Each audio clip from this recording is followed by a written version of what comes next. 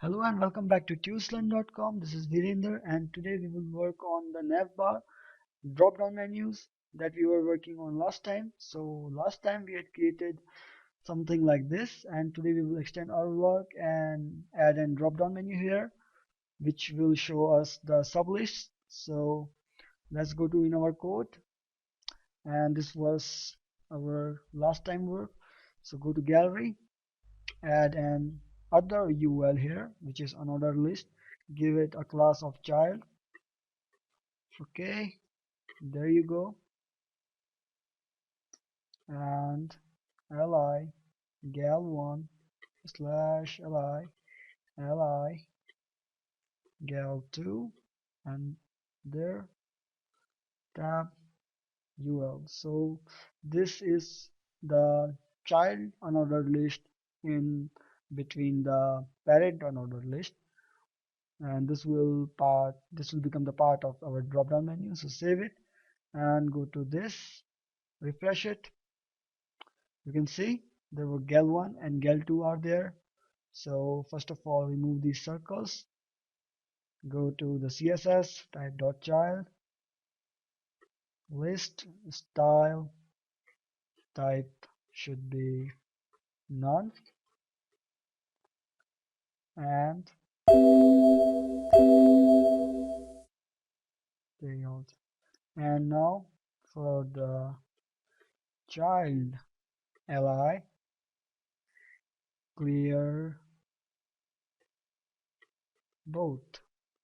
Save it, refresh it, and you will see gal1 and gal2 are now in line and the circles has been removed. How the circle has been removed is quite simple, but how they become in one line, that's something I want to tell you. Well, I told you in the previous video lecture that we use float left, and by the method of float left, every element of this unordered list will stick to the left. So home sticks to the left, and when the gallery, which is below the home, found that there's enough space in there, so it sticks left to the home, and so does the contact us, and so does the about me. And in case of gal1 and gal2, which are the child of gallery, they inherit this property from their parents, so they become float left automatically. So to clear that property, we use clear both, and clear both means whether float left or float right, just clear both of them. So that was a bit of description. So now let's change the background color. Let's background be black and the color should be white. Save it, refresh it. Now you can see that there. Okay, but it doesn't seem very much great. So give it a margin and a border first. Border should be 1 pixel, solid black. Save it, hit it, and they will see there is a border. Actually apply this border to here in the child menu so that it could be applied overall, not for the individual elements. Save it. There, now you can see. Okay, and also apply the background black here.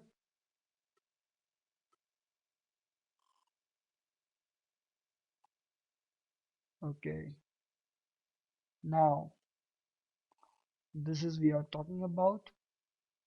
Now let's do one more thing, which is hiding this thing. But before that, let's make the position to be absolute. And you know what does that means? That means that what's over be the real position, they will take it. So save it and hit F5, and you will see now you can see that their position has come, and now you can see the color black that you were not seeing till now because now you had position absolute. So now take a margin from top of 5 pixels and margin from left take it to be 5 pixels also. So check it out. So yeah, that's great, but margins top a bit too much, so I will do it with 2. Refresh it. Yeah, so that works fine. Now whenever I hover over the child list elements, so use hover, I want a different color, so use background to be white and the color should be black. Save it, refresh it, and there, color is black. Actually this was by default, I want the opposite, so the color should be white and this should be black. There, hit F5. Yeah, and for the list item, background should be white and the color should be black. There, save it, refresh it. Here, do the same for here. Remove the background black from here and do it a white. Okay, the choice of color is according to your preference. Okay, so there we have our gallery, and you can actually remove this border. So like this, F5. There you will see the options. Okay, or Control Z, or you can take it a bit minus 10 pixels. Hit F5. There you can see, and okay, so that works fine. And now let's do one last thing, which is display it none, which makes it invisible. So whenever you go there, it just will not be visible. And click this and say whenever you hover over the parent list item, whenever you hover the parent list item, that is the gallery, then the dot child should display the block. Okay, save it, refresh it. So whenever you hover over the parent items, then the child of it will be displayed like this. Okay, so this was what we are talking about, creating drop downs, but I really don't like this color.